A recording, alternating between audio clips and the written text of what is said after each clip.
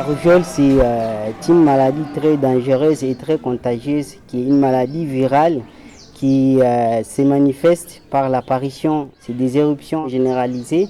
La complication la plus dangereuse va jusqu'à la perte de la vue de l'enfant.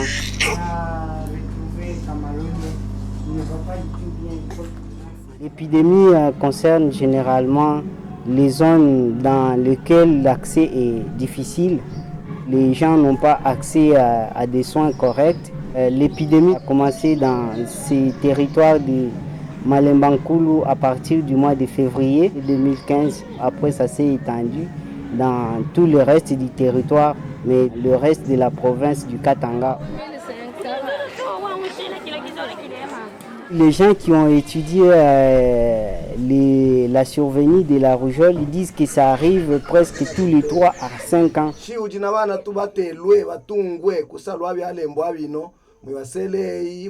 Grâce à la sensibilisation, les gens répondent vite aux soins, mais néanmoins, il y a des gens encore pris par des croyances traditionnelles, religieuses, qui non seulement ils n'arrivent pas à faire vacciner les enfants, mais évitent ou ne veulent pas aller au niveau des centres indiqués pour les soins, mais avec la sensibilisation, on y arrive.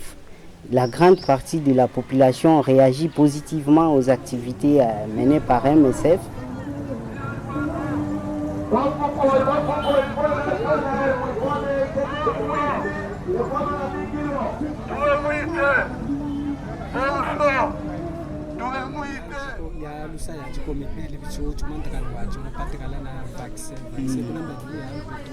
Sasa mwe na wewe mwanda kayandi misongo ya dipele kupita pakwa kama vaccin.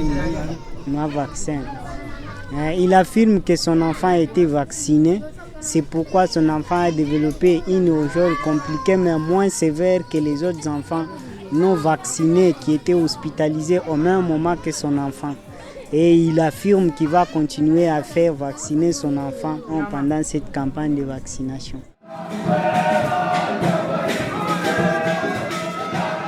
L'organisation des campagnes de vaccination de masse contre la rougeole, c'est sur site fixe.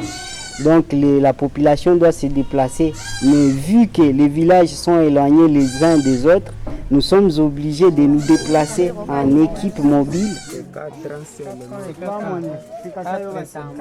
Dans la première zone, nous avons réussi à vacciner près de 100 000 enfants.